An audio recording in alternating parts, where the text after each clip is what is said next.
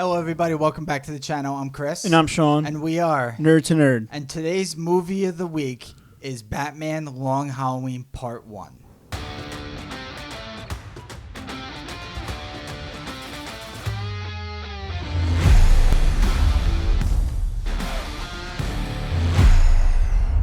So today's movie of the week is the Batman Long Halloween Part 1. Yeah, and it originally started as a comic published by DC Comics in 96 and 97. And this actual movie, Part 1, was given by Rotten Tomatoes a 100% clean, fresh tomato. Wow, 100%. 100%. Look it up, Wow. not 99, an exact 100%. Which not many of these movies are 100%. I've never seen that for anything. Yeah, no. Crazy. A lot of these movies are very good, these animated movies, but I don't think any of them are 100%. No, so that says a lot. It is. It's a really big deal, especially for somebody like Rotten Tomatoes to acknowledge something like that. Yeah, definitely. Yeah. Because they're usually very honest with their reviews. For them to say this, it's pretty much a big deal. Especially, for a cartoon. Definitely. Let's talk about cast. Okay. Now, Josh Duhamel plays Harvey Dent. Love them. We know Josh Duhamel from Transformers. Yes. And, among other things. Catwoman was played by Naya Rivera. Mm-hmm. May she rest in peace. She Yeah. passed away last year. Sad. She's from Glee. And we have Jensen Ackles as Bruce Wayne and Batman. Yeah, he He's did a from really good job. The Supernatural. Yeah, taking over for Kevin Conroy, I mean, that's no easy task ever. So, No. Kevin Conroy is like legendary. if you know Batman the animated series or basically any other Batman animated movie, that's him and the Arkham series voice. So I mean, those are some really big shoes. The video to fill. games. Yeah, Yeah, he did the voice He did for the all video of them, games. man. When you read a Batman comic, you hear Kevin Conroy's voice in your head. I am vengeance. I am the night. I am Batman. So for him to step in and do such a big, huge Batman comic fan favorite and nail it, that's no easy. Like I said, that's no easy task. He did a really nice job. And who doesn't love Batman? I mean, come on. I don't know. Batman's cool. He's the greatest detective ever. So let's talk about the main villain of this film. Who is the main villain? They call the main villain Holiday, and nobody truly knows exactly who Holiday is. No. So it starts on Halloween. Halloween strikes and kills John Vitti. Yeah. So John Vitti's sitting in a bathtub, and he is snuck up on and gets murdered. And you see Holiday leave almost like a calling card, which is kind of weird to me. He puts a pumpkin down. A pumpkin to signify Halloween. Yeah. Which is how the holiday starts, the holiday killer. Mm-hmm. But we never see this holiday killer's face. No. This was one of the Falcone family. Yeah. And they were supposed to go on trial the day after, and it kind of made sense that he was murdered. So a lot of people, like Harvey Dent, was saying that they think that it was somebody in Gordon's office. Mm-hmm.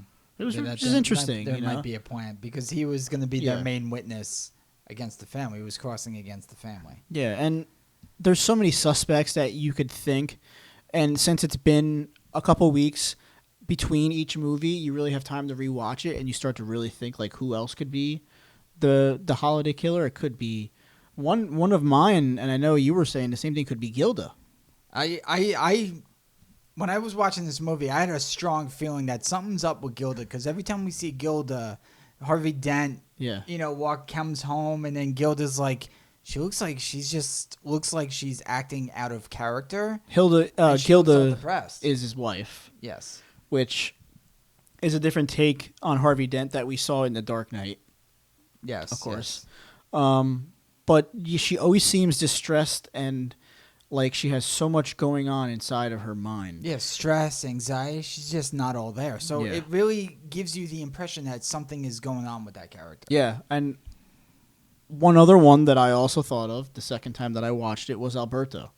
Yeah. It sets it up good for Alberto. Yeah, I mean, until you see the end of the movie, it's definitely not him. But for a good part of the movie, you look at this and you could say Alberto could be trying to get rid of the mob family because he's been, looked at as a loser his entire life by it. even though he's a part of it, but he's not. Yeah, his father is Carmine Falcone, and Right. he's not looked at as a man, but just as a little boy. Yeah. And basically, the father doesn't respect him, and he's not going to be the type of person that will take over the family after his father is gone. So he never felt appreciated. He thinks he's weak because he went to college, which I don't understand. Yeah, he's probably even smarter than Carmine Falcone. Yeah, and he does mention that he does. knows more about business than his father has. But another side note, who you never know, it could be Holiday, the Joker.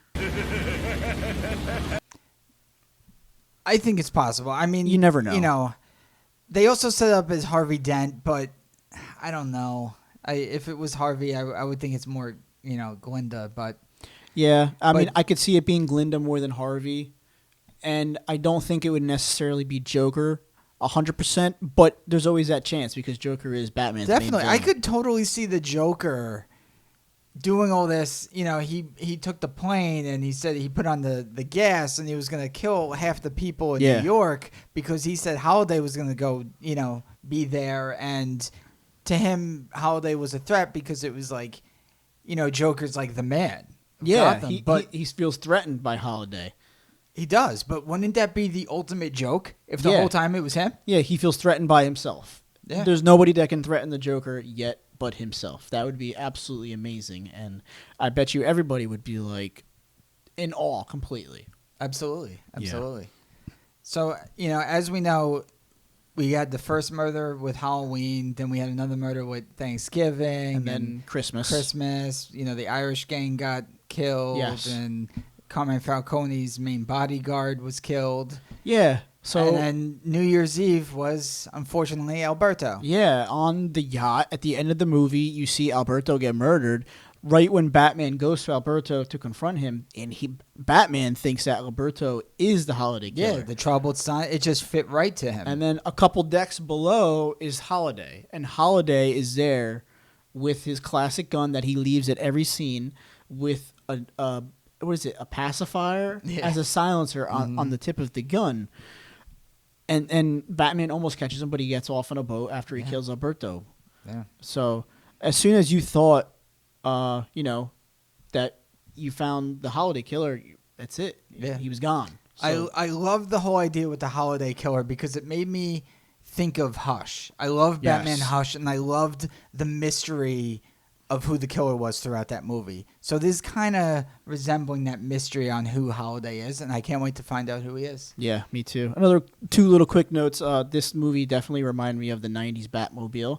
That was really cool seeing, and I love the Batman and Catwoman connection. I thought that it was really, really cool how Catwoman was helping Batman, and Batman was still learning how to become a detective, and it's it's not a beginning story, but it's a way to pave a different story. It's probably year 2, I would say, for Batman. Definitely. Which is interesting. Yeah, definitely interesting. And Carmine Falcone had a crap load of money, and I was very jealous. Oh, my gosh. That scene when he burned down the whole warehouse? Yeah. That was amazing. That was really cool.